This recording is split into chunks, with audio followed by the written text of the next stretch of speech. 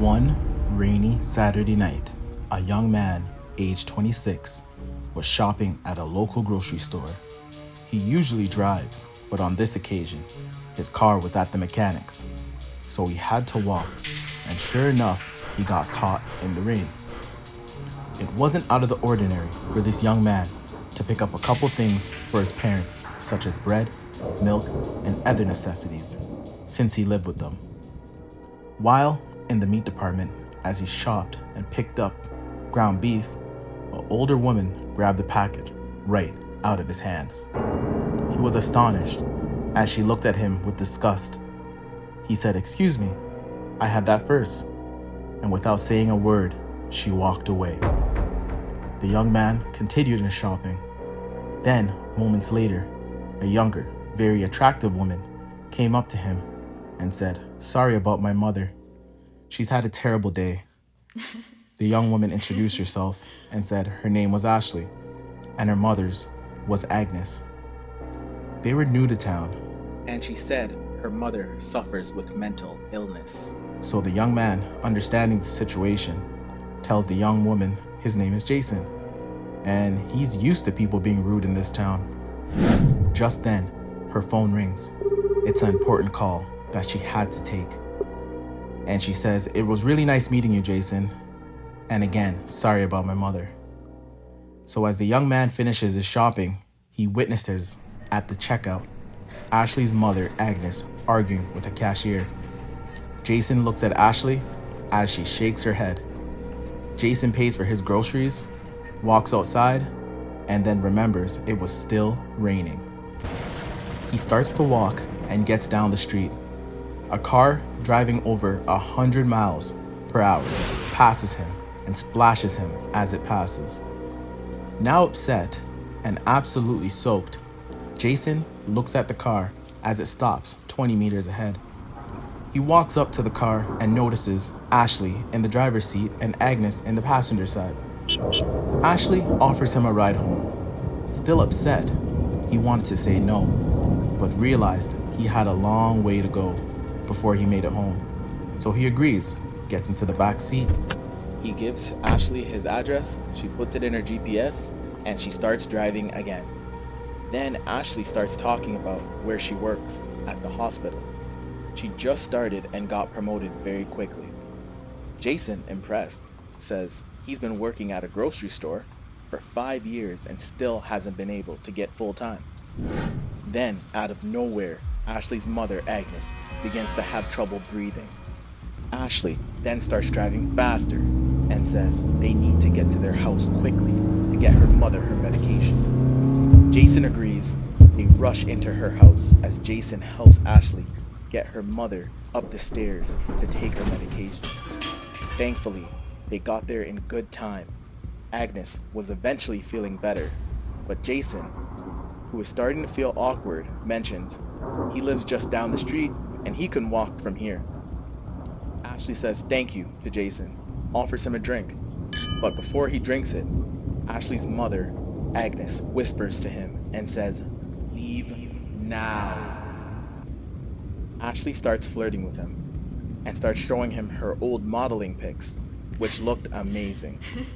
They started to have a few drinks, and then Jason notices on the walls in the home there were photos of a family, and Agnes's face was in most of them, but Ashley's wasn't in any of them.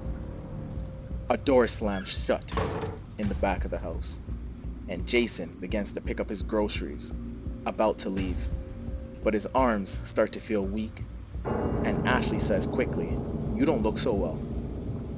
He starts to feel very sleepy, and before he falls to the ground, Agnes looks at him with that same disgust from the grocery store and says, "I told you to leave." When Jason woke up, he tried to get up, but he couldn't move. His hands were handcuffed to the head of a bed frame and his feet tied together. He suddenly heard arguing across the room. It was both women he had met earlier, Ashley and Agnes. While listening to them, he came to realize that the plan all along was to get him back to this place. Choosing him, Agnes, grabbing the hamburger at the store, Ashley coming up to him to apologize, and then finally giving him a ride home was all a plot to capture him. On the TV in the bedroom, breaking news comes across the screen. It shows a picture of Ashley and a man saying two fugitives, Samantha and John, are on the loose, armed and dangerous. Run away and call the police if you come into contact with them. Ashley was using a fake name all this time and was actually a fugitive. Her real name is Samantha. She murdered Agnes's family, all but her young daughter, who's also bounded somewhere in the house. Earlier, Sam threatened to kill her daughter and Agnes if she didn't help her get money by any means necessary to get her out of the country. Sam shouted and demanded money from Jason, but he didn't have that kind of money she was looking for, since he was just a part-time clerk. Downstairs, Agnes's young daughter, Jessica, 10 years old, was tied up and had been crying all day after witnessing her father and brother fall victim to this fugitive.